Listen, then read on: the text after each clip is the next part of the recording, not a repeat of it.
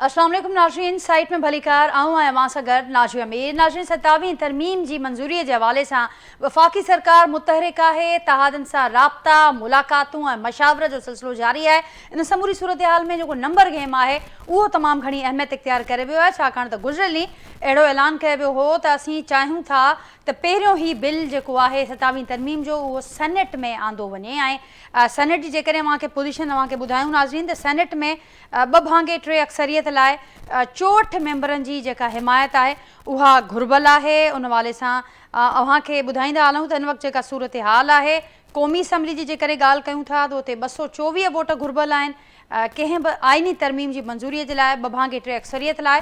जॾहिं त नाज़रीन उन खां सवाइ जेका हुकूमत वटि हिन वक़्तु पोज़ीशन आहे हुकूमत जी क़ौमी असम्बली अंदरि, क़ौमी असम्बली में हुकूमत वटि 237 मेंबरनि जी हुकूमत खे हिमायत हासिल आहे, जंहिंमें मुस्लिम लीग नून खे 125, पीपल्स पार्टी वटि 74 मेंबर्स आहिनि, MQM वटि 22 मेंबर्स आहिनि ऐं PMLQ वटि 5, IPP वटि 4 मेंबर्स आहिनि। उन खां सवाइ नाज़रीन 4 आज़ाद उम्मीदवार आहिनि, BAP वटि 1 सीट आहे ऐं मुस्लिम लीग नेशनल पार्टी जेका आहे नाज़रीन उन वटि बि 1 सीट आहे। उन खां सवाइ उते जेकॾहिं असां ॾिसूं था त 224 मेंबरनि जी हिमायत घुर्बल आहे, जेका 2-3 अक्सरियत जंहिंखे असीं चऊं था।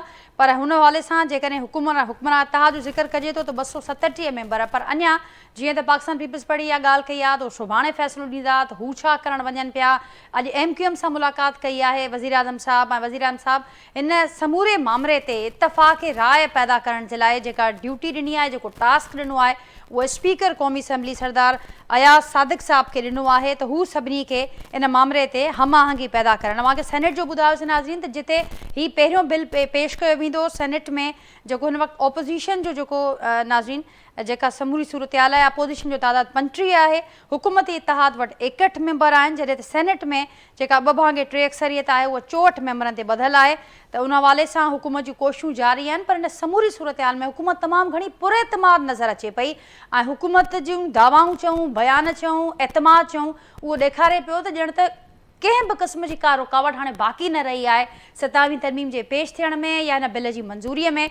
त वाक़ई उहो पुछंदासीं, पाकिस्तान पीपल्स पार्टी अहम इत्तेहादी आहे ऐं ख़ुदि मुस्लिम लीग नून हुजे, पाकिस्तान पीपल्स पार्टी चवंदी बि रहे थी ऐं जेका पोज़ीशन अव्हांखे ऐवान जी ॿुधाईसीं त इहो मुमकिन न हूंदो त पीपल्स पार्टीअ खां सवाइ वफ़ाक़ी सरकार इहा तरमीम करण में कामयाबु थिए। त हिन वक़्तु छा पीपल्स पार्टी जा समूरा ख़दशा ख़तमु थी विया आहिनि?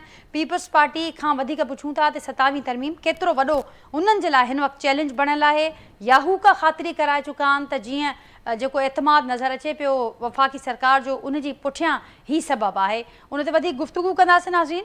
मूंसां गॾु जेको पैनल मौजूदु आहे जो तारुफ़ सां कराईंदसि, पाकिस्तान पीपल्स पार्टी जा MNA आहिनि मिर्ज़ा इख्तियार बेग साहब, मूंसां गॾु वीडियो लिंक ज़रिए हिन प्रोग्राम जो हिसो आहिनि ऐं हिन सेगमेंट में मूंखे जॉइन कयो आहे गुफ़्तगू जे लाइ सरदार यासीन आज़ाद साहब, सीनियर कानूनदान आहिनि, उहे पिणु इन गुफ़्तगू में शरीक आहिनि। बेग साहब अस्सलाम वालेकुम, सरदार यासीन साहब अस्सलाम वालेकुम, आप दोनों को वेलकम कहूँगी।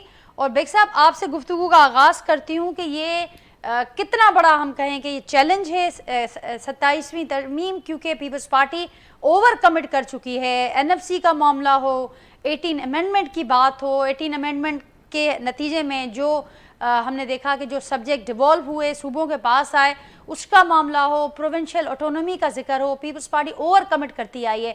अब ये कितना बड़ा चैलेंज है पीपल्स पार्टी का, और साथ साथ ये भी ज़रूर बताइएगा कि इस वक्त जो एतमाद नज़र आ रहा है, गो के पीपल्स पार्टी को अभी कल फैसला करना है हिमायत का, लेकिन वफाकी जो सरकार है, हुकूमत है, मुस्लिम लीग नून बड़ी पुरएतमाद दिखाई देती है। ऐसा लग रहा है कि जैसे कोई रुकावट नहीं बची इस बिल के पेश होने में मंजूरी तक।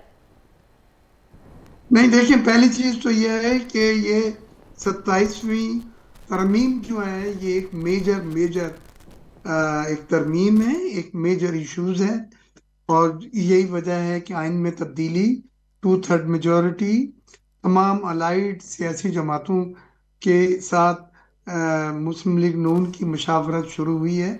हमें भी उन्होंने ड्राफ्ट जो था अमेंडमेंट का वो उसके चीदा नुक्ते बतलाए हैं, और बिलावल साहब का ये बड़ापन है कि उन्होंने उसको अपने ताईं रखने के बजाय ट्वीट करा है और लोगों से शेयर करा है कि ये चीज़ें प्रपोज की गई हैं ड्राफ्ट में जो इसका एक पेश किया गया है। लेकिन हमने बड़े वाजे कह दिया है कि हमारी CEC की मीटिंग 6 नवंबर को होगी, क्योंकि जरदारी साहब कतर गए हुए हैं, वो आज आ जाएंगे, तो उसके बाद हम उस मीटिंग में ही इसको तय कर सकेंगे। लेकिन लेकिन बेग साहब उसके जो बावजूद इसहाक डार साहब को आपने कल सुना होगा, वो ये कहते हुए दिखाई दिए कि ये हुकूमत तरमीम लेकर आई है, किसी पैराशूट के तहत नहीं है। साथ साथ उन्होंने ये भी कहा कि पीपल्स पार्टी और मुस्लिम लीग नून इस मामले पर एक नुक्ते पर पहुंच चुके हैं, बाकी इत्तेहादियों से मशावरत जारी रहेगी। देखें, ये सवाल मैं एक्सपेक्ट कर रहा था और मैं इसको बड़ी जिम्मेदारी से जवाब देना चाहूंगा। अभी मैं कौमी असम्बली से ही उठकर आया हूँ। पहली चीज तो यह है कि पीपल्स पार्टी ने कभी अपने उसूलों पे मौक़िफ़ को कंप्रोमाइज नहीं करते है। हमने आपने देखा कि कैनाल के मसले पे हम किस हद तक गए हैं, और हमने अपने लोगों के, अपने हलके के, अपनी सूबे के उन तमाम खदशात को जो लोगों को पैदा हो गए थे दूर किया, और हमेशा के लिए दूर किया। तो इसमें भी एक तो चीज़ ये वाज़ेह रहे कि हम अपने असूलों पे सौदा नहीं करेंगे, हम कंप्रोमाइज उस चीज़ पे नहीं करेंगे जिनसे हम समझते हैं कौमी मफादात कमज़ोर पड़ते हैं, इदारे कमज़ोर पड़ रहे हैं, या हमारा जो सूबा है वहाँ के लोगों के मफादात जो हैं वो मुतासिर होते हैं। पहली बात। दूसरी चीज़ ये है कि हाँ, अगर इस अमेंडमेंट में हमें इस्लाहात नज़र आती हैं, हमें इसमें कौमी मफादात हैं, हमें इसमें ये नज़र आता है कि नए वक्त के लिए, नए तकाज़ों के लिए कुछ चीज़ें अमन करना ज़रूरी है, तो उसमें देखा जा सकता है यकीनन हम खुले जहन के साथ और खुले दिल के साथ कौमी मफादात में इंशाल्लाह इसको रिव्यू करेंगे। लेकिन साथ साथ इसमें यह नहीं हो सकता कि कोई दबाव डाल के पीपल्स पार्टी से ऐसी चीज़ें कबूल करवा ले जो हमारे असूलों और मौक़िफ़ के ख़िलाफ़ हैं, जो हमारे लोगों के मफादात के ख़िलाफ़ है और नेशनल मफादात के खिलाफ। तो ये मैं मुस्लिम लीग नून ये फिर ये क्यों कह रही है कि हम एक नुक्ते पर पहुंच चुके हैं? जैसे अगर आपकी गुफ्तगू है, आपने कहा और यही बताया गया है सबको पीपल्स पार्टी की जानिब से कि कल वो फैसला होना है कि हिमायत करनी है, किस हद तक करनी है या क्या करना है। लेकिन मुस्लिम लीग नून बड़ी पुरएतमाद है, वो तो ये साफ कहते हुए दिखाई दे रहे हैं, जिसके मैंने पहले भी अर्ज फरमाया कि हम एक नुक्ते पर पहुंच चुके हैं। पीटीआई का आपने सुना होगा, वो भी ये कह रहे हैं कि सब टोपी ड्रामा है और पीपल्स पार्टी इस ड्रामे में शरीक है। नहीं, देखिए, ये तो मैं बिल्कुल नहीं हूँ। अगर हम ड्रामे में शरीक होते तो हमने आज से पहले भी स्टैंड लिया है, और हमने बजट में भी बहुत सारी ऐसी चीज़ें कबूल करने से इनकार कर दिया था जो गरीब के लिए तकलीफ दे थी। हमने उससे पहले ये जो 18वीं तरमीम लाए थे, NFC अवार्ड लाए थे, ये पूरे कंसेंसस के साथ सबको ऑन बोर्ड लेके लाए थे, और उसमें फिर खुशियां मनाई गई थी तमाम सियासी जमातों का। तो पीपल्स पार्टी बिलीव करती है कन्विंस और गेट कन्विंस के बेसिस के ऊपर चीज़ों को की मशावरत और चीज़ों को मानना। ये बिल्कुल आप जहन से निकाल दें कि हम किसी दबाव में कोई ऐसी चीज़ मान लेंगे जो हमारे लोगों को, हमारे सूबे के लिए आगे चल के नुकसानदेह हो। ये बिल्कुल नहीं होगा। पीपल्स पार्टी हमेशा सूली तौर के ऊपर कन्विंस और गेट कन्विंस की बुनियाद के ऊपर मशावरत करती है, और कल भी इंशाल्लाह CEC में जो मैंडेट मिलेगा, जिसमें हमारे पूरी पार्टी के सीनियर लीडरान हैं, तो वही मैंडेट को हमने उसी अंदाज में उन्हीं शरूत के साथ पेश करना है जिस तरह से वो हमें दिया जाएगा। बेग साहब, हमारे साथ सरदार यासीन आज़ाद साहब भी हैं, बड़े सीनियर कानूनदान हैं, उनसे भी हम रहनुमाई लेंगे इस सारे मामले पर। उनकी तरफ जाने से पहले एक छोटा सा एक और सवाल आपसे। जैसा कि आपने कहा कि पीपल्स पार्टी इस मामले पर ना तो किसी दबाव में है, ना तो किसी दबाव को कबूल करेगी, लेकिन ये भी बता दें कि हमने माजी में बेशतर देखा है बड़े बड़े मामलात पर दबाव ना भी हो लेकिन बारगेनिंग नज़र आई है, गिव एंड टेक नज़र आया है। तो उस मामले पर कयास आराइयाँ तो बड़ी तेज़ हैं इस मामले पर भी। देखिए, हमारी पार्टी के मफादात और कुछ चीज़ें हमें ऐसी अगर मज़ीद मिलती हैं जिससे पार्टी मुस्तहकम होती है, मजबूत होती है, तो ये एक हिस्सा है उस नेगोशिएशन का जो हमारे सीनियर जो हैं मुस्लिम लीग नून से करेंगे। उसमें तो मैं नहीं समझता किसी को एतराज़ होना चाहिए। मुस्लिम लीग नून चाहेगी कि कम से कम मज़ाकरात, मुशावरत हो, और हर वो चीज़ जो चाहते हैं उन्हें मिल जाए। پر یہ تو پارٹ آف نیگوسیشن ہے نازیہ، جس میں تو پیپلز پارٹی کی اپنی جو اسکل ہے مشاورت اور مذاکرات کی، وہ اللہ نے چاہا آپ دیکھیں گے کہ ہم پارٹی کے مفادات میں فیصلے کریں گے۔ ٹھیک، بیگ صاحب آپ ہی بات کو آگے بڑھاؤں گی، میرے ساتھ سردار یاسین آزاد صاحب بھی ہیں۔ سردار صاحب بہت شکریہ، آپ نے وقت دیا آج کے اس پروگرام میں گفتگو کے لیے، اس سیگمنٹ میں، اور آپ کو بھی ویلکم۔ آپ نے سنا بیگ صاحب کا موقع، وہ کہہ رہے ہیں کہ اور کل میں اتنا زیادہ ٹائم نہیں ہے، وہ کہہ رہے ہیں جو فیصلہ ہوگا وہ سامنے آئے گا کل۔ آپ کیا بتائیے گا ہمیں کہ کیسے دیکھتے ہیں 27ویں آئینی ترمیم کو پہلے تو، اور اس کے مقاصد پر بھی بڑی باتیں ہو رہی ہیں اس وقت، اثرات کیا ہو سکتے ہیں اس پر بھی بڑی باتیں ہو رہی ہیں۔ سر آپ کی کیا رائے ہے اس میں؟ اور یہ بھی بتائیے گا کہ آئین میں جب بھی کوئی آئینی ترمیم کرنے کی ضرورت پڑتی ہے تو وہ کن حالات میں پڑتی ہے؟ اس وقت کیا ویسے حالات موجود ہیں؟ اس وقت کیا 27ویں آئینی ترمیم کی ضرورت موجود ہے؟ مرزا صاحب کو میرا سلام دیں، اور مرزا صاحب چونکہ قومی اسمبلی کے ممبر ہیں تو مجھے نہیں پتا کہ 27 امینڈمنٹ جو آ رہی ہے اس کا کوئی مسودہ ان کے سامنے ہے یا نہیں ہے، اس کا تو پتہ ان کو ہوگا۔ دراصل جو قانونی پوزیشن نہیں ہے کہ اگر موجودہ حکومت کے پاس 2/3 میجارٹی پارلیمنٹ کے اندر موجود ہے تو وہ آئین کے اندر کسی قسم کی بھی تبدیلی لانے چاہیں تو لا سکتے ہیں، لیکن میں یہ بات دعوے کے ساتھ کہتا ہوں کہ بغیر پیپلز پارٹی کی مدد کے موجودہ حکومت 27 امینڈمنٹ نہیں لا سکتی۔ 2/3 میجارٹی تب ہی ہوگی جب دونوں پارٹیاں آپس میں ملیں گی، اور جب تک دونوں پارٹیاں ایک نہیں ہو جاتی امینڈمنٹ آ نہیں سکتی۔ اب رہا گیا سوال کہ کیا پوزیشن ہوگی، مرزا صاحب نے جو اپنی پارٹی کے حوالے سے بات کی ہے تو آپ کو پتہ ہے کہ جب 26ویں امینڈمنٹ آئی تھی اس وقت بھی یہ بات کی گئی تھی کہ ہر جماعت کی اپنی ایک پالیسی ہے، لیکن فائنلی 26ویں امینڈمنٹ کو اپروو کیا گیا۔ اور اس زمانے میں آپ کو یاد ہوگا کہ مولانا فضل الرحمان صاحب نے سب سے زیادہ اعتراض کیا تھا 26ویں امینڈمنٹ پہ، تو اس وقت گورنمنٹ نے مولانا فضل الرحمان سے بھی مشاورت اس لیے کی تھی کہ پارلیمنٹ کے اندر مولانا فضل الرحمان کی حمایت حکومت کو چاہیے تھی، اور اس مشاورت میں 26ویں امینڈمنٹ کے سلسلے میں پی ٹی آئی نے یہ کہا کہ ہم کسی قسم سے یہ مشاورت کرنے کے لیے تیار نہیں ہیں، لیکن جب مسودہ مولانا فضل الرحمان صاحب کو بھیجا گیا تو اس کے بعد پی ٹی آئی کی پوری ٹیم ہم مولانا فضل الرحمان کے ساتھ بیٹھی، انہوں نے 26ویں امینڈمنٹ میں پروپوز امینڈمنٹ دی۔ امینڈمنٹ دینے کے بعد جب وہ معاملہ بانی پی ٹی آئی کے پاس گیا اس نے اپنے لوگوں کو منع کر دیا کہ جو آپ نے فیصلہ کیا میں اس کو نہیں مانتا، حالانکہ میرے نزدیک اس وقت پی ٹی آئی بھی 26ویں امینڈمنٹ لانے میں پوری حصے دار ہے۔ اب 27 امینڈمنٹ میں جہاں تک میرا ذاتی پوائنٹ آف ویو ہے کہ میرے نزدیک 18 امینڈمنٹ کے اندر کسی قسم کی تبدیلی نہیں لانی چاہیے، کیونکہ صوبوں کے معاملات آپس میں ایک دفعہ باہمی رضامندی سے طے ہو چکے ہیں۔ بہتر یہی ہے کہ آپ 18 امینڈمنٹ کو نہ چھڑیں۔ باقی جو آئینی مشکلات ہیں وہ پارلیمنٹ کے پاس اگر 2/3 میجارٹی ہے تو یہ مل کر تبدیلی لانے چاہیں، دنیا کا کوئی قانون ان کو نہیں روک سکتا، یہ ان کا حق بنتا ہے۔ اب دیکھنا یہ ہے کہ جو مرزا اشتیاق بیگ صاحب نے ابھی بات کہی ہے کہ اگر مسلم لیگ نون یہ دعویٰ کرتی ہے کہ ہمارے پاس دونوں پارٹیاں ذہنی طور پہ تیار ہیں، تو مرزا صاحب کا کہنا یہ ہے کہ شاید پیپلز پارٹی اصولوں پہ کوئی کمپرومائز نہیں کرے گی۔ یہ آنے والا وقت بتائے گا کہ کیا یہ امینڈمنٹ پیپلز پارٹی کی مرضی کے بعد بغیر ہو سکتی ہے۔ میں نے جیسے پہلے کہا کہ وہ نہیں ہو سکتی۔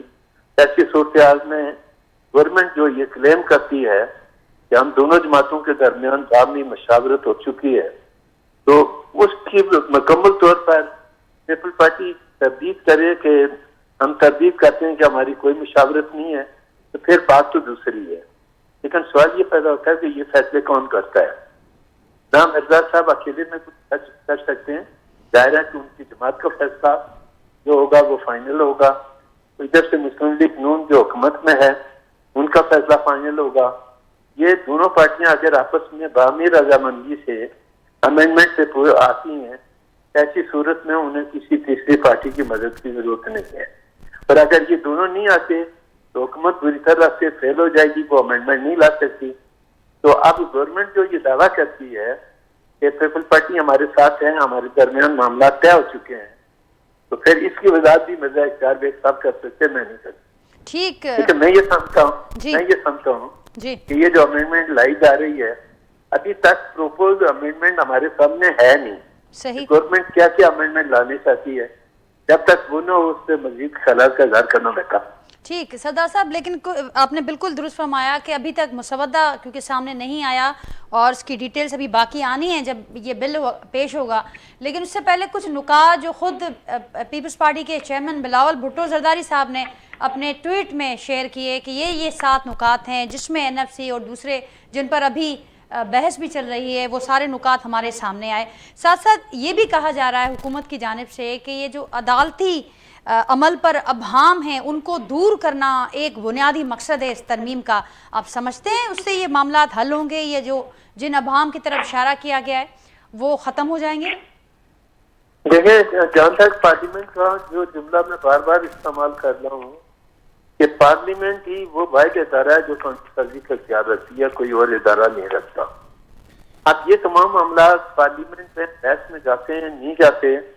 ابھی تک جو بلاول بھٹو صاحب کی اسپیچ میں نے خود بھی سنی ہے, انہوں نے بھی یہ کہا کہ شاید یہ معاملات ہمارے نہ بنے, ہم آپس میں کمپرومائز نہ کر سکیں, اور اسپیشلی 18 امینڈمنٹ کے حوالے سے یہ کہا کہ اس میں ہم کسی قسم کی امینڈمنٹ کے لیے تیار نہیں ہیں, کیونکہ اس سے 18 امینڈمنٹ کے بینچ جو آصف علی زرداری صاحب جو اس وقت بھی پریزیڈنٹ تھے وہ ہیں, انہوں نے اپنے اختیارات خود پارلیمنٹ کو دیے تھے.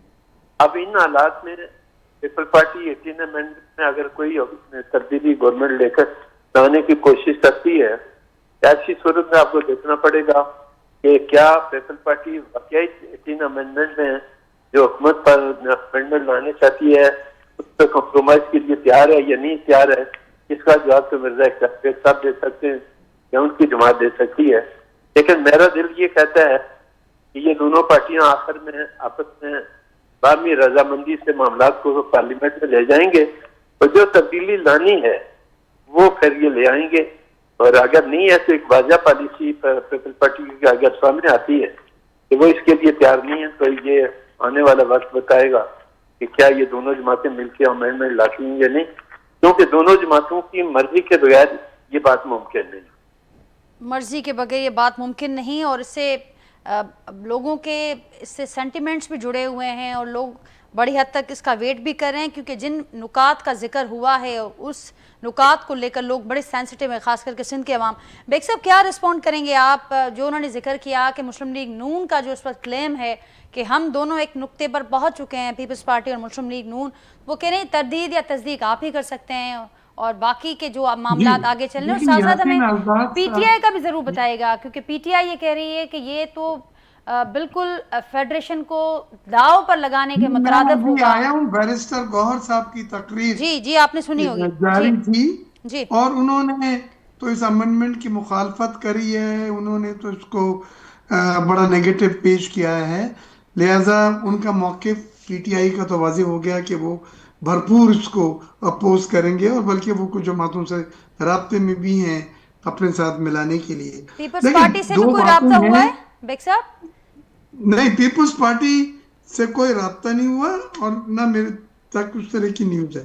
دیکھیں 2 باتیں ہیں, ہمیں جو گنتی میں نمبر چاہیے وہ 224 چاہیے, ہمارے پاس 15 نمبر زیادہ ہیں, تقریباً 239 240 کا قومی اسمبلی میں بیٹھ رہے ہیں, اور سینٹ میں بھی 64 کی جو عددی ریکوائرمنٹ ہے ہمارے پاس پوری ہے.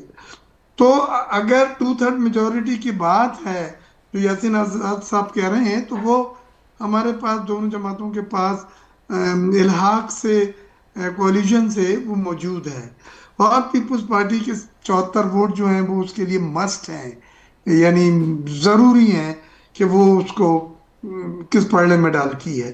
اب سوال یہ ہے کہ کیا پیپلز پارٹی یہ ایکسرسائز کرنے کو تیار ہے, تو اس کا جواب یہی ہے کہ ابھی ہم نے اتنی ڈیٹیل میں اس کو انالائز نہیں کرا. کل کا جو دن ہے اس میں شکایت بھائی چاہے وہ NFC کا ہو, 18 امینڈمنٹ ہو, جوڈیشل کورٹس کی ہو, بینچ کے بجائے منرلز کے لیے جو وفاق کا کو ٹرانسفر یا منتقل ہونا ہو, NOC की ज़रूरत ना हो, 243 की बात हो रही है सुप्रीम कमांडर वगैरह की। ये सब चीज़ों को हमने एनालिटिकल वे में देखना है। ये मेजर चीज़ें हैं।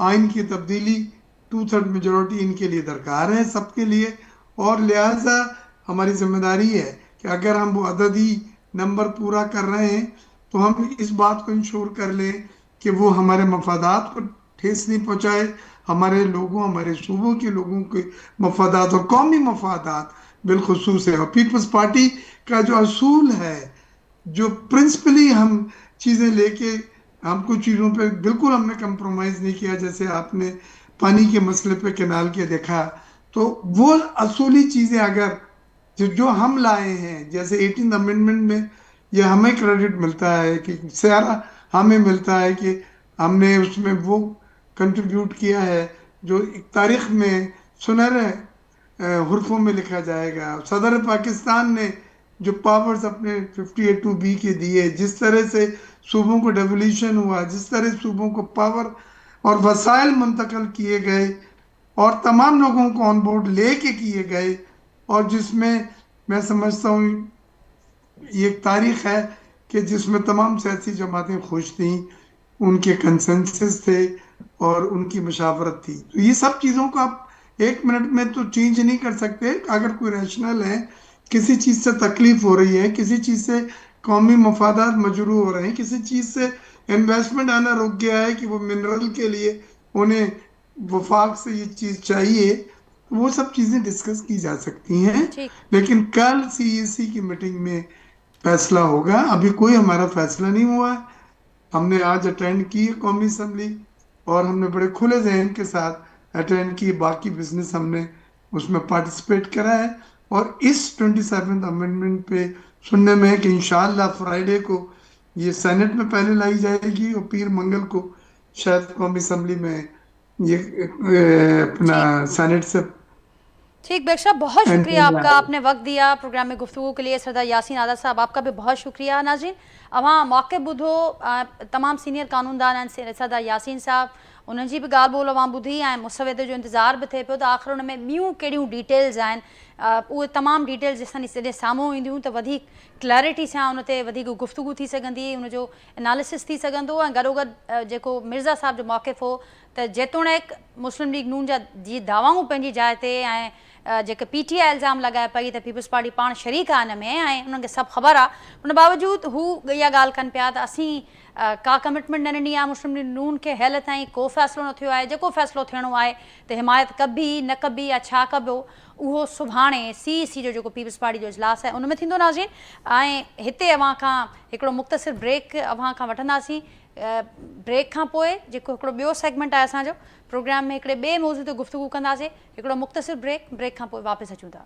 वेलकम बैक नाज़रीन, भेरो ॿीहर तव्हांखे प्रोग्राम में भलीकार। ऐं प्रोग्राम जे हिन हिसे में असां ॻाल्हि कंदासीं तब्दीलीअ जी लहर जी। अमरीका जे सभ खां वॾे शहर न्यूयॉर्क में तब्दीली जी लहर अची वई आहे। ऐं नाज़रीन, ज़ोहरान हमदानी न्यूयॉर्क जी तारीख़ जो पहिरियों मुस्लिम मेयर चूंडिजी वियो आहे। संदसि जेका कामयाबी आहे घणनि हवालनि खां तारीख़ी आहे। न रुगो पहिरियों मुस्लिम मेयर आहे न्यूयॉर्क जो, पर उनखां सवाइ हू घटि उमिरि वारो, 1992 खां पोइ घटि उमिरि वारो चइजे त हू मुस्लिम मेयर आहे। उनखां सवाइ बि खोड़ हवाला साम्हूं अचनि पिया। असीं जेकॾहिं गुज़िरियल साल जो ज़िक्र कयूं त उन हिकु साल दौरान उहा शख़्सियत जेका एतिरी ग़ैर मारूफ़ असीं उनखे सियासतदान चऊं त हिन में बि को वधा न थींदो, इहो बि सम्झो पियो वियो त वटि का घणा पैसा या का घणी पावर कोन्हे मौजूदु आहे। पार्टीअ जी बि जेका सपोर्ट आहे उहा बि बाक़ाइदा हिमायत खेसि हासिलु न हुई, पर बावजूदि असीं ॾिठोसीं त हिकु जेको हीउ सफ़र हुननि तइ कयो आहे ऐं तमामु घटि वक़्त में उहो जेको कामयाबी जो सफ़र आहे उनखे सॼी दुनिया ॾिसे पई अहमियत सां, उनखे सॼी दुनिया साराहे बि पई। ऐं उन सां गॾोगॾु जेका उनजी पहिरीं विक्ट्री स्पीच हुई, उन में तमामु अहम ॻाल्हियूं कयूं आहिनि। जेके मौजूदा सदर आहिनि अमरीका जा डोनाल्ड ट्रम्प, उनजी घणी मुखालफ़त बि हुई ऐं सख़्तु मामरा बि हुआ, फंडिंग ताईं रोकण ताईं ॿ ॻाल्हियूं हुयूं, पर उन बावजूदि उन्हनि जेका ही कामयाबी हासिल कई आहे पंहिंजी पहिरीं विक्ट्री स्पीच में न रुगो चैलेंज कयो पर सां गॾोगॾु इन ॻाल्हि जो इज़हार बि कयो आहे त न्यूयॉर्क में हाणे इस्लामोफोबिया जी का गुंजाइश मौजूदु कोन्हे। गॾोगॾु संदनि इहो बि चवणो त तारकीन वतन जो ई शहर आहे ऐं असां उनखे अञा वधीक सघारो बणाईंदासीं। उन समेत नाज़रीन जेको ही समूरी शयूं अचनि पियूं उन्हनि जो ई चवणो त मां सोशलिस्ट मुस्लमान आहियां ऐं पंहिंजी पॉलिसीज़ खे वठी करे बि हुननि पंहिंजी विक्ट्री स्पीच में उन शइ जो बि इज़हार कयो आहे त हीउ जेको लाड़ो असांखे नज़र अचे पियो उनखे कीअं असांजा एक्सपर्ट ॾिसनि था उन ते बि ॻाल्हाईंदासीं। छा दुनिया भेरो ॿीहर सोशलिस्ट नैरेटिव ॾे वधे पई उन ते बि ज़रूरु गुफ़्तगू थींदी ऐं ख़ुदि असांजे लाइ या असीं बि तमामु घणो इनखे सेलिब्रेट बि कयूं पिया ॾिसूं बि पिया उनखे असांजे हुनजा जेके असर हूंदा उहे कहिड़ा थी सघनि था। ऐं गॾोगॾु जेको हीउ फंडिंग वारो मामिलो हो ट्रंप पारां अमरीकी सदर पारां जेका इहा ॻाल्हि साम्हूं आई छा हुन ते वाक़ई अमलनि बि को अमल थी सघे थो इन ते पिणु गुफ़्तगू कंदासीं। ऐं गॾोगॾु इस्लामोफोबिया वारो जेको एलिमेंट आहे जंहिंजो ज़िक्र जेके नए चूंडियल मेयर बि पाण बि कयो आहे पंहिंजी विक्ट्री स्पीच में त हाणे उनजी का गुंजाइश न्यूयॉर्क में मौजूदु न आहे। ऐं नाज़रीन ज़रूरु अव्हांखे इन शइ जी ॼाण हूंदी त दुनिया जा ॿ वॾा शहर जीअं असां न्यूयॉर्क जी ॻाल्हि कयूं था ऐं असीं ॻाल्हि कयूं था लंडन जी त उते इस्लामोफोबिया बावजूदि असीं ॾिसूं था त ॿ मुस्लमान मेयर उते चूंडिजी चुका आहिनि ऐं उनखे बि तमामु घणो साराहियो पियो वञे। जेतोणीकि न्यूयॉर्क जो जेकॾहिं ज़िक्र कयूं त जेका उते मुस्लिम पॉपुलेशन आहे उहा 9% आहे 9% आहे ऐं उन सां गॾोगॾु जेकॾहिं असां लंडन जो ज़िक्र कयूं था त उते जेका मुस्लिम पॉपुलेशन आहे उहा 15% खां वधीक कोन्हे पर उन बावजूदि ऐं इस्लामोफोबिया जे बावजूदि ही ॿई जेके असां ज़िक्र कयूं पिया ही जेका तब्दीलीअ जी लहर आहे इन जा कहिड़ा असर दुनिया ते थींदा ही लाड़ो केतिरो मस्बत आहे। ऐं गॾोगॾु इते अव्हांखे इहो बि ॿुधाईंदासीं त न रुगो न्यूयॉर्क जो मेयर पर उन सां गॾोगॾु असीं वर्जीनिया रियासत जो बि ज़िक्र कंदासीं ऐं अमरीकी रियासत न्यू जर्सी जो बि ज़िक्र कंदासीं जिते पिणु रिपब्लिकन्स उम्मीदवार हाराया विया आहिनि। नाज़रीन गुफ़्तगू कंदासीं एक्सपर्ट्स मूंसां गॾु मौजूदु आहिनि ॿई सीनियर डिप्लोमेट्स आहिनि मुंहिंजो तारुफ़ सां कराईंदसि ज़फ़रुल्ला शेख साहब मूंसां गॾु मौजूदु आहिनि इन सेगमेंट में ऐं जमील अहमद साहब बि मूंसां गॾु मौजूदु आहिनि। जमील साहब अव्हां खां आगाज़ कंदसि कीअं ॾिसो पिया ऐं जीअं मूं मुख़्तलिफ़ सवाल पैदा थियनि पिया हर को सोचे पियो हिन कामयाबी खे अव्हां कीअं ॾिसो पिया हीउ जेको सफ़रु आहे असीं ॾिठोसीं त ग़ैर मामूली उनखे चयो पियो वञे उनखे कीअं ॾिसो पिया ऐं हिन लाड़े जा जेके असर आहिनि दुनिया ते असां ते उनखे कीअं ॾिसो पिया। मां अमेरिका ते बि अचूं था पिया ज़ाहिर आहे इहे इंसान जी जेका ज़हनी कैफ़ियत हूंदी आहे मुख़्तलिफ़ हालात में ऐं मुख़्तलिफ़ माहौल में ऐं जेके उन वक़्त जो माहौल क्रिएट कयो वेंदो आहे हिन जो मतिलबु छा आहे त डोनाल्ड ट्रंप जेको आहे सॼी कैंपेन में पोएं इलेक्शन में बि जेको पहिरें दफ़े आयो हो पावर में 18 में ऐं इन भेरे बि उन पोलराइज़ेशन जी वधीक ॻाल्हि कई उन्हनि इलीट्स जी वधीक ॻाल्हि कई उन कॉर्पोरेट कल्चर जी वधीक माना साहूकारनि जी उन वधीक ख़्यालु रखियो उनजी ॻाल्हियूं कयूं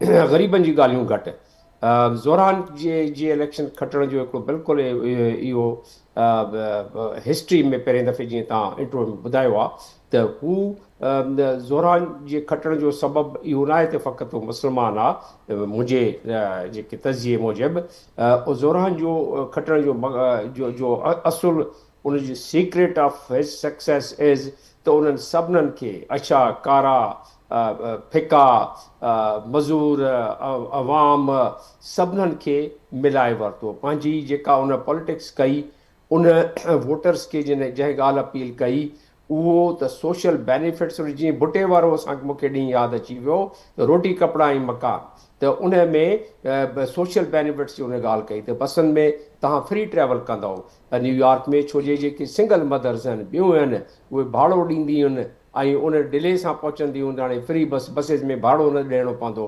किरायो न ॾियणो पवंदो रेंट ते जीअं अॼुकल्ह पाकिस्तान में बि लॻो पियो आहे शहरनि में रेंट अफोर्डेबिलिटी खां ॿाहिरि थी वई आहे ग़रीब माण्हू किराए ते बि घर नथो वठी सघे कमिरो नथो वठी सघे ऐं साहूकार माण्हू वॾी वॾी कोठियुनि में बिल्डिंग में रहनि था पिया त उन चयो आहे त मां घर जे रेंट जे मामले में म्युनिसिपल कानून खे लागू करे मां हिकिड़ी सीलिंग मुक़ररु करे छॾींदुसि जेकी वॾा वॾा माण्हू 10 घर रखियूं वेठा आहिनि हिकु कमरे जा ऐं ग़रीबनि खां पैसा वधाईंदा था वञनि उहो जेको आहे मां उनखे सीलिंग करे छॾींदुसि इन हिसाब सां उन चयो त जेका माशी इनइक्वेलिटी आहे तफ़रीक़ आहे उनखे सोशल जस्टिस जेके कानून में तव्हां उन्हनि खे इंसाफ़ नथो मिले जेलूं जेके उते आहिनि उहे तक़रीबन 95% उहे नॉन वाइट खां भरियल आहिनि त हीअ सभु शयूं उन जेके ॻाल्हियूं कयूं उहे उन नफ़्सियात खे टच करे वई जेके आम माण्हू जूं आहिनि। चयो त तव्हांजे हथनि जा ॻोढ़ा, मूंखे तव्हांजे हथनि जा निशान जेके आहिनि मज़ूरी जा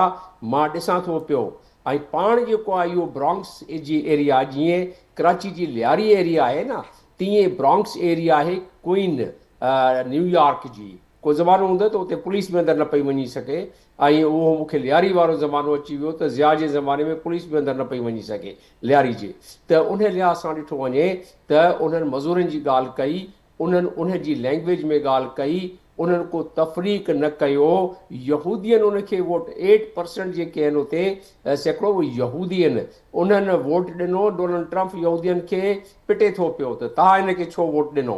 त माना इन जी क्रेज़मेटिक शख़्सियत अहिड़ी हुई। इन जी इलेक्शन कैंपेन जेके 1100 माण्हू इलेक्शन कैंपेन हलाइनि पिया, उन्हनि उन जेका स्ट्रेटजी हुई उनखे उन रखियो। इन जे मुक़ाबले में एंड्रियो कोमो जेको हुयो उहो गवर्नर बि रहियो कंहिं ज़माने में, एलीट क्लास जो माण्हू आहे, उहे माण्हुनि खे कनेक्ट न करे सघियो, माण्हुनि सां कम्युनिकेट उन्हनि जी ज़रूरत मूजिबि न करे सघियो। इन करे ममदई जेको आहे उहो खटी बि वियो। ऐं उन जी जेके अनाउंसमेंट उन कयूं आहिनि उन जो असरु ऐं खटण जो असरु जेको आहे उहो मिड टर्म इलेक्शन ते बि पवंदो। ऐं 2028 में जेके जनरल इलेक्शन थींदा त उन में बि इहा सट इन्हनि खे लॻंदी। छो जे LA में बि माण्हू ख़ुशि न आहिनि, उते बि डेमोग्राफी जेका आहे उहा demography multi culture, multi lingual, multi religious माण्हू हुते मुख़्तलिफ़ रंग नस्ल ऐं उते मज़हब जा माण्हू रहनि था पिया LA में, शिकागो में। त हुते बि इन्हनि खे सट वञण जो आहे अंदेशो नेक्स्ट इलेक्शन में। इन करे काफ़ी सख़्तु क्रिटिसिज़म डोनाल्ड ट्रम्प कंदो रहियो आहे इन जे बारे में। इन जो अपोनेंट जेको आहे उन इन खे डिस्क्रिमिनेट करे बि इन जी कैंपेन जे दौरान ममदो इन जे ज़ोरान जे ख़िलाफ़ ॻाल्हि कंदे रहियो आहे। त पर माण्हू अॼोका जेके यूथ आहे, नौजवान आहिनि या माण्हू पीपल एट लार्ज, उन्हनि खे ख़बर आहे त जेको आहे असुल माण्हू केरु आहे, नकुल माण्हू केरु आहे, उनखे फ़क़ति मौक़ो मिलणु खपे। ऐं जमील साहब तमामु अहम पॉइंट जेको अवां ते ॾिनो ऐं उन शइ खे अॻियां वधाईंदसि ऐं ज़फ़रुल्ला शेख साहब खे बि गुफ़्तगू में शामिलु कंदासीं। ज़फ़रुल्ला शेख साहब, जेका ॻाल्हि जमील साहब कई त ॿियूं समूरियूं शयूं पंहिंजी जाइ ते, पर हू जेको बुनियादी हिकिड़ो नुक़्तो असांखे नज़र आयो सॼी कैंपेन में ॿिन्ही उम्मीदवारनि जी, ॿियनि बाक़ी उम्मीदवारनि जी ऐं कामयाबु उम्मीदवार जी, त हू माण्हुनि सां गॾु बीठो रहियो, उन माण्हुनि सां आवाम सां पंहिंजे पाण खे कनेक्ट कयो। त कीअं ॾिसो पिया तब्दीली जी ही लहर जेका असां न्यूयॉर्क में ॾिसूं था, असांखे उन मां छा सिखण जी ज़रूरत आहे? ऐं जेको इस्लामोफोबिया वारो एलिमेंट आहे, फैक्टर आहे, मां दुनिया जे ॿिनि वॾनि शहरनि जो ज़िक्र कयो, उते असां ॾिसूं था त ही शयूं असांखे नज़र अचनि पियूं। त उनखे हाणे कीअं ॾिसो पिया, उनखे डिस्करेज थींदे नज़र अचे पियो अव्हांखे? असल में मां सभ खां पहिरियों इहो चवंदुसि, दुनिया जे हर कैपिटल में, पर दुनिया जे हर हिस्से में सियासत, डिप्लोमेसी ऐं इकोनॉमी जो तमामु तेज़ी अची वई आहे। एॾियूं पॉलिसीज़ चेंज थी पई थियनि, दुनिया नंढी थी वई आहे। आर्टिफिशियल इंटेलिजेंस खां वठी करे ॿियो जेके टेलीकम्युनिकेशन जी फील्ड्स थियूं, ॿियूं जेके फील्ड्स आहिनि उन में तमामु घणी तेज़ी, माइंड्स में ॾाढी तेज़ी अची वई आहे। यूथ जेको आहे ॾाढो एक्टिव थी वियो आहे। ऐं ख़ासि करके इहे शयूं मद्देनज़र रखी ही जेको इलेक्शन जो जेको तव्हां चओ था न्यूयॉर्क में जेके थी आहे, इहे चेंजिस छो आयूं आहिनि? ॾिसो, अमेरिका तमामु वॾो मुल्क आहे ऐं उनजो वॾो रोल आहे सॼे दुनिया जे पॉलिटिक्स में। असल में ठीकु आहे, ट्रम्प बि पाण आयो आहे, सभु आहे। हक़ीक़त में जेको ही इलेक्शन खटी वई आहे, बिल्कुलु जीअं एम्बेसडर जमील बि ईअं चयो त ज़रूरी न आहे त सिर्फ़ु जेको आहे रिलीजियस एलिमेंट हुजे। हक़ीक़त में बेसिकली फ्रीडम जी सोच अची वई आहे। He is a democratic socialist. हिन पाण चयो आहे त मां हे शयूं कंदुसि। ऑल्दो हिन जेको पंहिंजो प्रोग्राम ॿुधायो आहे इहो एॾो सवलो न आहे त सॼे स्टोर्स खे सस्तो करे छॾींदो, रेंटल वैल्यूस खे घटाए छॾींदो या ॿियो आणींदो। पर हक़ीक़त में ॻाल्हि जेकी आहे उहा इहा आहे त तव्हांजो हिन जो जेको प्रोग्राम आहे सुठो प्रोग्राम आहे। हिन यंगेस्ट छोकिरो आहे ऐं बिल्कुलु जेको आहे सफ़ा यंग आहे। न्यूयॉर्क जी हिस्ट्री में जे ॿुधायो वियो आहे, लिखियो, सभिनी खे ख़बर आहे, 34 सालनि जो जेको नौजवान आहे ऐं पंहिंजो इन जो बैकग्राउंड खणी किथे हुजे, हालांकि युगंडा जो आहे, बैकग्राउंड उतां जो ई आहे, इंडियन नस्ल जो जेको ॿुधायो वञे थो। मुस्लमान भी आहे ॾाढो सुठो जिन में सही ॻाल्हि ॿुधायो न इस्लामोफोबिया आहे ॿियो आहे त हिन स्लोगन उहो सिलेक्ट थियो जेको माण्हुनि खे अट्रैक्ट पियो करे। हाणे माण्हुनि छा अट्रैक्ट कयो आहे? हिकिड़ो सोशलिस्ट हुनजो वैल्यू हुयो, हिकिड़ो हुनजो जेको लिंक हुई घणी जेको हुई सभिनी जे मां सम्झां थो वोट जेको हिनखे मिलियो आहे उहो इन शइ जो वोट मिलियो आहे, यूथ जो वोट हिनखे मैक्सिमम मिलियो आहे। ऐं उन खां पोइ उहो मिलियो आहे त हीउ जेको शख़्स आहे हे पाण हिन में सॼी रिवोल्यूशन आणींदो जे पुराणी जेकी ट्रेडिशनल क़िस्म जी पंहिंजो जेको हिकिड़ी स्लगिश पॉलिसीज़ जेके हुयूं ऐं जेके पुराणियूं हलंदियूं अचनि हुन में हिकिड़ी चेंज अचे। People won't change now, so it is one of the major reasons, number one. Number two, तव्हां पाण ॾिसो जेके दुनिया में हालात थी रहिया आहिनि उहे एतिरा चेंज थी विया आहिनि, एतिरियूं चेंजिस अची वियूं आहिनि, एतिरियूं किथे जंग थी हले, किथे अमन जूं ॻाल्हियूं थियूं हलनि, कंहिं न कंहिं कैपिटल में डिप्लोमेटिक मूव्स हलनि थियूं पियूं। गल्फ ॾिसो, मिडल ईस्ट तां ॾिसो, फार ईस्ट तां ॾिसो, आसियान तां ॾिसो, ॿिया जेके बि ॾिसो, OIC तां ॾिसो, ट्रम्प जी इलेक्शन्स तां ॾिसो, जिते किथे तव्हांखे वॾी ॾाढी चेंज नज़र ईंदी। त चवण जो मक़सदु मुंहिंजो इहो आहे त जीअं हाणे ॾिसो न ट्रम्प छा चयो आहे। ट्रम्प रीज़न जेको ॿुधायां जेको शटडाउन थी आहे, shutdown is the major reason, this is what he is saying. Number two, तव्हां पाण ॿुधायो वर्जीनिया में ऐं न्यू जर्सी में गवर्नर बि हुनजो हारायो वियो आहे। ट्रम्प जो ग्राफ छो हेठि ठाहियो आहे? ट्रम्प मुंहिंजे ख़्याल में हाणे थोरो डिप्लोमेसी खे थोरो टच कंदुसि त हुन इलाही फ्रंट्स खोले छॾिया आहिनि। ठीकु आहे, इहे ॾुखिया फ्रंट्स आहिनि। हाणे हुनजो पर्पज़ छा आहे? पर्पज़ पीस आहे या पर्पज़ इहो आहे त अमेरिका जो इन्फ्लुएंस वधियो वञे या पर्पज़ इहो आहे त जूस खे अॻिते कयो वञे या पर्पज़ इहो आहे त इसराइल खे रिकॉग्नाइज़ कयो वञे या पर्पज़ इहो आहे त मुस्लमाननि खे कमज़ोर कयो वञे या पर्पज़ इहो आहे त रशिया खे पोइ हिते हटायो वञे या पर्पज़ इहो आहे त चाइना खे कमज़ोर कयो वञे। ॻाल्हि इहा आहे, इहे सभु चैलेंजिस दुनिया में अची विया आहिनि ऐं हिकिड़ो अमेरिका पंहिंजा फ्रंट्स तमामु घणा खोलिया आहिनि। उनजे करे मूंखे लॻे थो त ट्रम्प जो जेको ग्राफ जेको आहे उहो कंपेरेटिवली हेठि अची वियो आहे। इन करे ट्रम्प जे पॉलिसीज़ खे माण्हू सपोर्ट कोन था कनि। इवन हुनजे ॿुधो आहे ईअं त रिपब्लिकन्स जे अंदरि बि काफ़ी अहिड़ियूं शयूं आहिनि जेके ट्रम्प लाइ हो चवंदा त ट्रम्प खे एतिरो तेज़ी सां न वञणु खपे ऐं एतिरो ट्रम्प खे सोचे सम्झी सभु शइ करणु खपे जंहिंमें अमेरिका खे नुक़सानु न पहुचे। न्यूयॉर्क जी जेकी पॉलिटिक्स आहे हाणे अचो 18th सेंचुरी खां वठी एॾी हिस्ट्री में मां कोन थो वञा, ही जेको यंग उमेदवार हाणे जेको आयो आहे इन में वॾी चेंज ईंदी। अहिड़ी तरह लंडन में ॾिसो, ट्रम्प लंडन वारे सादिक खे बि तमामु घटि वधि ॻाल्हायो, सो वञी करे ग़लति ॻाल्हियूं थियूं ऐं सादिक अहिड़ी लैंग्वेज इस्तेमालु कई जेके मजबूर हुनखे करणी पई। मतिलबु रिटेलिएट कयो हुन ट्रम्प खे करणु न खपे त आई डोंट लाइक, मतिलबु इहे लाइकिंग ऐं डिसलाइकिंग जी ॻाल्हि न रही आहे। हाणे वही कहिड़ी शइ आहे त माण्हू छा था कनि, माण्हुनि जी मेजॉरिटी काॾे थी वञे पई, केरु कंहिंखे Sadiq elected mayor of New York, mayor of London, त मामूली ॻाल्हियूं न आहिनि। टियों जेको वॾो रीज़न मूंखे लॻे थो हुन में रिलीजियस फैक्टर इहो आहे त आस्ते आस्ते इस्लामिक प्रिंसिपल्स जेके आहिनि उहे अॻिते अचनि था पिया। बेसिकली ज़रूरी न आहे, ॾिसो न्यूयॉर्क जी पॉपुलेशन में तव्हां ॾिसो मोर देन 60% जेके आहिनि उहे ॿाहिरियां था रहनि, लोकल वाइट्स न आहिनि, ॿाहिरियां मिक्स क्राउड आहे 60% खां मथे। हाणे हिते माण्हुनि छो हिनखे मेयर चेंज कयो आहे? They want to change. हुन चयो त जेके न्यूयॉर्क जी जेकी कंदे आहे जंहिंमें अंग्रेजी में चवंदा आहिनि मोनोटनी, हिकिड़ी हुनजे पॉलिटिक्स में मोनोटनी थी वई। उन मोनोटनी खे हर यूथ जेको ब्रेक करणु चाहे थो। तव्हां पाण यूथ आहे, ॾिसो जर्नलिज़म जा तव्हां रिवर्स माशाल्लाह तव्हांखे मां पाण ॾिसंदो आहियां तव्हांजा जेके आहिनि एॾा प्रोग्राम्स हे हो जर्नलिज़म केॾो एक्टिव थी वियो आहे। So I think the one major reason is that the people want change in every state in everywhere. हाणे जेको आहे इहो न्यूयॉर्क जी जेकी आहे नई पॉलिटिक्स ईंदी, बाक़ी हाणे हिन जेके स्लोगन्स वॾा कया आहिनि यू नो हिन जी बिगिनिंग आहे ऐं सुठी शइ आहे। हिन पंहिंजे में हिकिड़ो क़िस्म जो इहो पोखे छॾियो आहे, हिकु पोख थी वई आहे त यंग माण्हू बि अची वियो आहे ऐं मुस्लमान असां इन करे था चऊं ख़ुशि आहियूं त he is also Muslim, naturally Muslim आहे त पोइ कहिड़े जहिड़े बि पर he the democratic socialist, basically socialist आहे। मां सम्झां थो मूंखे नज़र में इहा हीअ पॉलिटिक्स जेकी नज़र अचे थी ऐं ट्रम्प जो जेको ग्राफ किरियो आहे इन जा मेजर रीज़न्स इहे आहिनि।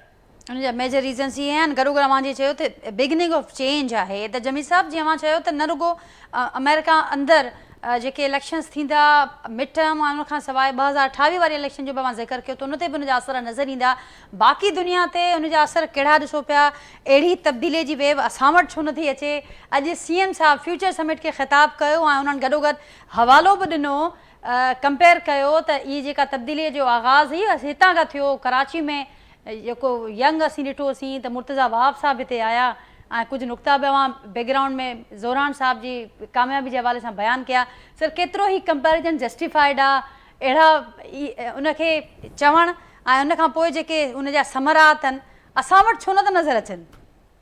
असां वटि इन करे नथो नज़र अचे त दुनिया जो ताक़तवर तरीन प्रेसिडेंट जेको आहे उहो इलेक्शन खे ऐं इलेक्शन जे रिज़ल्ट्स खे कुझु न करे सघियो ऐं उहो सॼी कोशिशि कई त ज़ोरान न खटे, हर क़िस्म जो हुन पंहिंजो पॉलिटिकल वेपन इस्तेमालु कयो, एडमिनिस्ट्रेटिव वेपन इस्तेमालु कयो, पर उहो न करे सघियो छो जे अमेरिका में सिस्टम्स फेयर आहिनि। त पहिरीं ॻाल्हि त इहा आहे त पाकिस्तान में जे फेयर एंड फ्री सिस्टम थी वञे त पाकिस्तान जा जेके मिडिल क्लास, जेके लोअर मिडिल क्लास, जेके ग़रीब माण्हू आहिनि उहे पोइ अची था सघनि लीडरशिप पोज़ीशन में।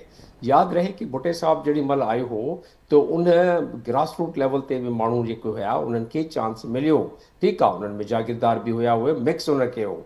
हाणे सिलसिलो इहो आहे त खणी तव्हांखे को मिडिल ग्राउंड जो बैकग्राउंड मिले, पर उहो माण्हू बि जेको मोटरसाइकिल ऐं साइकिल ते हलंदो 4-4 5-5 जेको उहे फॉर्चूनर खणी घुमे थो पियो हाणे, त असांजो ॿियो फैक्टर इहो आहे त सॼे सिस्टम में करप्शन अची वई आहे। टियों फैक्टर इहो आहे त असां नस्ल दर नस्ल जेको आहे सम्झूं था पिया त सियासत बसि हिकिड़े ख़ानदान 2 ख़ानदान 3 ख़ानदान जेके आहिनि उन्हनि खे करणी आहे, ऐं उन लिहाज़ सां हिकिड़ो अहिड़ो नेटवर्क तयारु थी थो वञे त हिकिड़ो आम माण्हू उहो लीडरशिप पोज़ीशन में थ्रू दी इलेक्शन जेको सही तरीक़ो आहे डेमोक्रेसी में नथो अची सघे। मूंखे इमरान ख़ान जे ज़माने में को हिकिड़ो माण्हू ॿुधाए छॾियो जेको पैसो वारो न हो ऐं इमरान ख़ान जी किचन कैबिनेट में हो या असेंबली में बि एके दुके खां अलावा तव्हांखे को नज़र ईंदो आहे। अॼोकी असेंबली हुजे या कल्होकी असेंबली हुजे, उन में तव्हांखे को हिकिड़ो आम माण्हू, ग़रीब माण्हू, तव्हांखे लोअर मिडिल क्लास जो माण्हू जेको इलेक्शन में जंहिंजा पैसा न ख़र्च थियनि उहो मूंखे ॿुधाए छॾियो त को हिकिड़ो माण्हू असांजे मुल्क में को माण्हू इलेक्शन में विढ़ण लाइ कि घटि में घटि उन वटि 50 करोड़ खां घटि हुजे त इलेक्शन विढ़ण जो शौक़ु ई न करे, उहो सोचे बि न त पोइ लीडरशिप किथां ईंदी? लीडरशिप त उन वक़्तु ईंदी त जेॾी महिल को सभिनीनि खे इक्वल अपॉर्चुनिटी मिले। हाणे इक्वल अपॉर्चुनिटी जे न मिलंदी त माण्हू ज़ाहिर आहे उन जो ॿियो रस्तो कढंदा ऐं उहो रस्तो हूंदो त ज़ोर ज़बरदस्ती कंहिं लिहाज़ सां पंहिंजो हक़ घुरण जी कोशिशि कंदा। त इहे नौजवान जेके आहिनि, मां पढ़ाइणु वेंदो आहियां यूनिवर्सिटी में, त मूंखे काफ़ी फ्रस्ट्रेशन बि शो कंदा आहिनि ऐं उन में पोइ उन्हनि खे थधो करण लाइ मां जेको असां फैक्ट्स फिगर हूंदो आहे उहो ज़रूरु ॾींदो आहियां उन्हनि खे, पर हक़ीक़त खे माण्हू चेंज नथो करे सघे। हक़ीक़त इहा आहे त इंसाफ़ ते मुबनी इहो माशरो रहियो न आहे। इन माशरे में इंसाफ़ फ़क़ति 2% जेको चवे पियो न ममदानी त ही ओलिगार्क ऐं जेके अथॉरिटेरियन आहिनि उन्हनि जो शहर हो, हाणे इहो शहर तव्हांजो आहे ऐं इन शहर में हाणे जेके तव्हां आहियो, जेके न्यूयॉर्क के जिन्हनि इमिग्रेंट आहिनि उन्हनि ठाहियो ऐं न्यूयॉर्क इमिग्रेंट्स खे हलाईंदा। ठीकु, हिकिड़े आम ग़रीब ख़ानदान जेको लोअर मिडिल क्लास जो हिकिड़ो पीउ हिन जो यूनिवर्सिटी में पढ़ाईंदो हो, मां हिन जी फिल्म मेकर हुई ऐं को एतिरो आसूदो माण्हू न हो, रहंदो हो जीअं मां ॿुधायमि त लियारी जहिड़े इलाइक़े में न्यूयॉर्क में ब्रॉन्क्स जी एरिया आहे उते रहंदो हो। जंहिं ज़माने में इहो पढ़ंदो हो उन ज़माने में ब्रॉन्क्स में वञणु तमामु ॾुखियो हूंदो हो माण्हुनि जो उते उन ज़माने में। त 7 बिलियन रोके थो सघे डोनाल्ड ट्रंप, उन धमकी इहा ई ॾिनी आहे त फेडरल फंड्स जीअं NFC अवार्ड जे रोके छॾनि ते प्रोविंस खे पैसा घटि मिलंदा, उन लिहाज़ सां फेडरल जो उनजो 7 बिलियन जे रोके बि वठे त न्यूयॉर्क में वॉल स्ट्रीट आहे, न्यूयॉर्क में एतिरा त कमर्शियल एक्टिविटीज़ आहिनि, उहो चई छॾियो आहे। उनजो चौथों कैंपेन पॉइंट जेको आहे उहो इहो आहे त मां जेकी ग्रोसरी शॉप बि जेकी आहे असांजी पंहिंजी जेकी म्यूनिसिपलिटी हलाए थी पई, उतां जी कॉर्पोरेशन जेका हलाए थी पई उतां जी, उन ते मां ग्रोसरी भी सस्ती कंदुसि, छो जो प्रॉफिट पॉइंट छोड़े ॾींदा ऐं पोइ उन खां बाद कारपोरेट जेके आहिनि उन्हनि टैक्सनि खे जेके घटायो हो डोनाल्ड ट्रंप, उहो चवे थो त मां उन्हनि खां वधाईंदुसि। ज़ाहिर 7 बिलियन न्यूयॉर्क शहर जहिड़े जिथां सॼी दुनिया जी इकॉनमी हलंदी आहे वॉल स्ट्रीट तां, त उन मां 7 बिलियन इन खे जनरेट करण में जेका इन जी पॉपुलरिटी थी वई आहे, त 7 बिलियन जनरेट करणु को ॾुखियो न आहे। पर अमेरिका में ईअं न आहे त अचानक को इहे कटे छॾनि फंड्स, छो जो उन में बि आहे कॉन्स्टिट्यूशनल प्रोविजन्स आहिनि त फंड्स केतिरा किथे ॾियणा आहिनि। वरी अचूं था पिया त हुते जेका डेमोग्राफी आहे न्यूयॉर्क जी, उहा मिलंदड़ जुलंदड़ डेमोग्राफी आहे, उहो शिकागो या वॾा शहर जेके आहिनि LA, त इन करे इहे जेका वेव आई आहे यूथ जी, तव्हां मूंखां सुवालु पुछियो त दुनिया में छा असरु पवंदो, यूथ इनकरेज थींदा, यूथ पंहिंजो हक़ घुरण जी कोशिशि कंदा, यूथ पंहिंजे हक़ लाइ पोइ थी थो सघे पंहिंजी लीडर पैदा करण जी कोशिशि कनि, जीअं बांग्लादेश में असां ॾिठोसीं। त उन लिहाज़ सां इहो चेंज, इहा हवाउनि जो रुख मूंखे दुनिया में चेंज थींदे नज़र थो अचे, ऐं उन जे करे इहो फ़र्क़ु डेफिनेटली अॻिते वञी लॻे थो पियो। उन ज़ोरान बि इहो ई चयो न त हाणे जेका सिज उभरियो आहे, इहो इंसानियत जो सिज उभरियो आहे। पहिरियां त ओलिगार्क जेके आहिनि ऐं अथॉरिटेरियन पिया कया हिते कनि, हाणे इहो इंसानियत जो आहे। ऐं पॉलिटिकल डायनेस्टी जेका आहे न, बादशाहत, उहो ख़तमु थी हाणे न्यूयॉर्क मां, इन्हनि खे शिकस्त थी, हाणे तव्हां आहियो हितां जा जेके वारिस आहियो। त उन अहिड़ी ॻाल्हियूं कयूं, उनखे ज़ाहिरा इलेक्शन स्लोगन पंहिंजी जाइ ते उनखे इम्प्लीमेंट करणु, जंहिं तबिके मां इहो आयो आहे, हिनजी पीउ इस्माइली मुस्लिम आहे, पीउ इस्माइली मुस्लिम, मां इंडिया जी हुई, पाण युगंडा में जाओ हो, त इन जो को अहिड़ो आहे तरबियत आहे, ऐं जेका इन तक़रीर कई आहे तमामु पावरफुल ऐं तमामु इम्पैक्टफुल तक़रीर हिन कई आहे। उन तक़रीर खे अॻिते वधाईंदे जे ही अॻिते वञी डेमोक्रेट जी हिन इमेज वरी रिस्टोर करायो आहे न, एतिरो वॾो इलेक्शन खटे, first time in the history of Muslim and in background जो 34 वरनि जो, त ही जंहिं इमेज खे, जंहिं ट्रेंड खे डेमोक्रेट्स खे वरी वापसि उनजो रिस्टोर करे थो पियो इमेज ऐं पॉपुलरिटी, त को शक न आहे त डेमोक्रेट इन खे नॉमिनेट करे छॾनि को प्रेसिडेंशियल इलेक्शन लाइ अॻिते वञी। त ही बसि तजियो आहे, पर पहिरियां बि थींदो रहियो आहे त न्यूयॉर्क जा जेके मेयर आहिनि उहे नॉमिनेट थींदा रहिया आहिनि पंहिंजी पार्टी जे तरफ़ां इलेक्शन में। त इन जी हिकिड़ी इहा जेका ट्रेजेक्टरी आहे, उहो तमामु सुठी ट्रेजेक्टरी ते उहो थियो आहे। जी जमील साहब, अवां जी ॻाल्हि खे अॻियां वधाईंदसि, जीअं अवां ॻाल्हि कई त चैलेंजिस सां भरपूर ही सफ़र हूंदो, पर जेका स्पीच ही विक्ट्री स्पीच, उहा तमामु घणी पावरफुल हुई, इम्पैक्टफुल हुई। ज़फ़र रशीद साहब, फाइनल कॉमेंट अवां खां वठंदसि त हाणे जीअं जमील साहब चयो त दुनिया ते बि हिन जा असर असांखे नज़र ईंदा, यूथ इनकरेज थींदो, ऐं जेकॾहिं चैलेंजिस तमामु वॾा आहिनि, ऐं जीअं अवां बि चयो त सफ़र इहो आसान न हूंदो, पर जेकॾहिं इंटेंशन्स साफ़ आहिनि ऐं रस्तो डायरेक्शन क्लियर आहे, त पोइ उनखे अचीव जेकॾहिं कबो त उन जा असर पॉज़िटिव नज़र ईंदा दुनिया ते। हिकिड़ो तमामु वॾो रिवोल्यूशन हाणे शुरू थी वियो आहे। मां यूथ जी ॻाल्हि मां पाण कई, हाणे यूथ जेकी आहे, ऐं उन खां सवाइ जीअं पंहिंजो आहे उन में मिडिल क्लास थियो या लोअर मिडिल क्लास थियो, इहे जेके आहिनि तमामु पावरफुल थींदा वेंदा। ॾिसो, दुनिया में सॼे पॉलिटिक्स में हिकिड़ी नई चेंज अची रही आहे। त अॼु ई तव्हां ॾिसो, जेके लीडरशिप दुनिया जी आहे, घणो करे यंग माण्हुनि जे हथ में आहे, यंगस्टर्स अची विया आहिनि। पहिरियों इहो न हूंदो, पहिरियों उमिरि जो तक़ाज़ा हूंदो था, बाबा हिन खां मथे हुजे, सीनियर हुजे, उहो हुजे। सीनियर लाइ बिल्कुलु रेस्पेक्ट आहे, पर मां सम्झां त हिकिड़ी नई रेवोल्यूशन जेकी आहे दुनिया में अची ईंदी। पर कुझु कंट्रीज़ में नेचुरली हिकिड़ो ट्रेडिशनल क़िस्म जी शयूं आहिनि, जिते मुनापली आहे, जिते बादशाहत आहे, जिते ॿी शइ आहे, उहा हलंदी ईंदी आहे। पर तव्हां जेकॾहिं बादशाहत में तव्हां ॾिसो, गल्फ में ॾिसो, सभु यंग लीडरशिप आहे सॼी।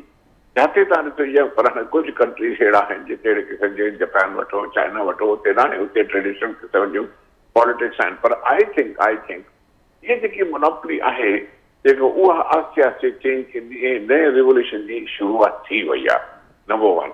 नंबर 2, रिलीजन जेकी आहे मुंहिंजे ख्याल में तमामु वॾो फैक्टर थींदो, ऐं वॾो हिकिड़ो ज़बरदस्त शइ थींदी जेकी अॻिते पार्ट प्ले कंदी।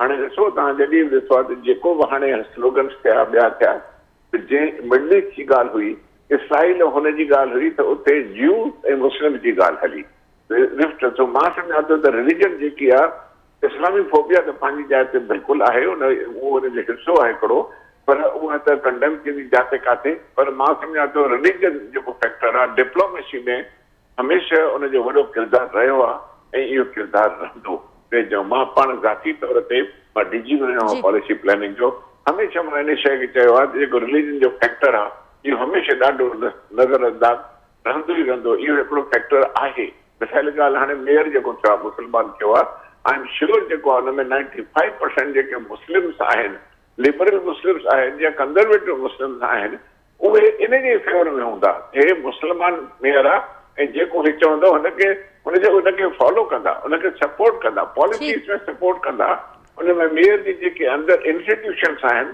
उन इंस्टीट्यूशन्स में हिनखे सपोर्ट कंदा so I think I see a big revolution now इहो ॾिसजो वक़्त जे हिसाब सां असां हलिया वेंदासीं मथे पर मक़सदु इहो आहे त जेके यंगस्टर्स आहिनि उन्हनि खे दुनिया जो चार्ज मिलंदी ऐं मां सम्झां त नए ट्रेंड्स जेके डिप्लोमेटिक ट्रेंड्स अचनि पिया अॻिते जेके लीडर्स यंग आहिनि उहे वेहनि था ॻाल्हाइनि था सभु कुझु थिए थो तो आहिस्ता आहिस्ता मां सम्झां थो न्यूयॉर्क जे सिर्फ़ु इलेक्शन हिकिड़ो एग्ज़ाम्पल आहे हिकिड़ी बिगिनिंग ऑफ अ चेंज जेको हितां थियो आहे अहिड़ी तरह जे लंडन में बि ईअं आहे बिगिनिंग ऑफ अ चेंज ऐं beginning of a religion of जेको इस्लाम आहे इन जी इहो कमु थींदो इन में इलाही जेके आहिनि हदीसूं बि आहिनि ॿियूं शयूं बि आहिनि इहा शइ थींदी ऐं हिकिड़े ॾींहुं दुनिया सॼी मुस्लमान थींदी पर हुन में टाइम लॻंदो काफ़ी टाइम लॻंदो इहे शयूं आहिनि मुंहिंजे ख़्याल में I think it's the beginning of a new revolution in the world thank you so much Zafarullah Sheikh Sahab Jamil Ahmed Sahab नाज़रीन एक्सपर्ट जी गुफ्तगू मां ॿुधी प्रोग्राम में पहिरें सेगमेंट में